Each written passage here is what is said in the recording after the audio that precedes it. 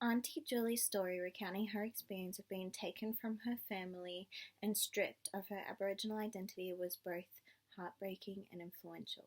I knew of the stolen generation and the impact it had on Aboriginal communities, the impact it still has, but hearing her story and deeply listening and connecting to her experience and the pain behind it provided me with a deeper understanding of the role self-identity and acknowledging cultural history plays in creating an inclusive environment. I listened with the intention to connect and be open to any influence it may have in adjusting my view of the world. Mark Lovett, 2018. Whilst listening to her story, I practiced Rinaldi's pedagogy of listening, Edwards, 2011.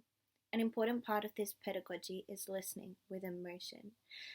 The pain and heartbreak that is expressed when Auntie Julie spoke about wanting her mum to come back and get her elicited a great emotional response in me. My heart ached as I empathized with the pure longing the children of the stolen generation would have felt.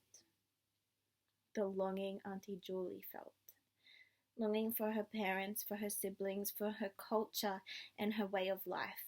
The longing for an environment where she was meant to thrive and feel like she belonged. And instead, she was kidnapped, abused, and thrust into an environment that maliciously stripped her of her identity. I connected with her, human to human, and I imagined myself in her shoes. My mother loves me more than anything, and to be forced from experiencing that kind of love is soul-shattering to me.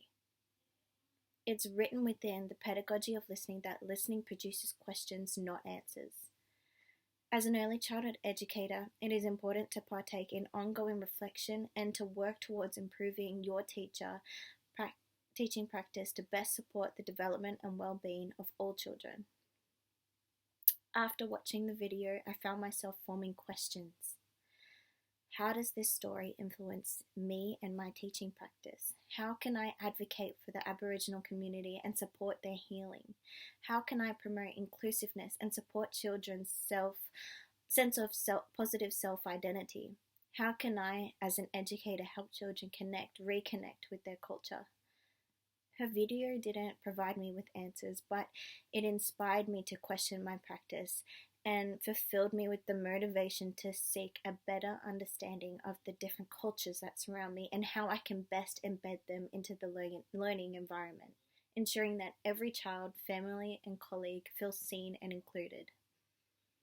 This means working towards an environment that is more informed of cultures and differences, helping to eliminate fear and become a more accepting society built on knowledge and empathy.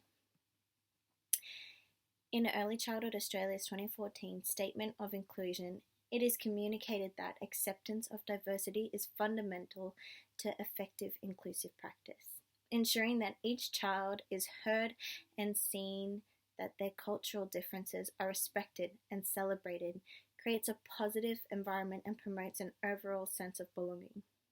The effects of the stolen generation are long-lasting, but deeply listening and acknowledging what happened helps lessen the pain embedded in the past.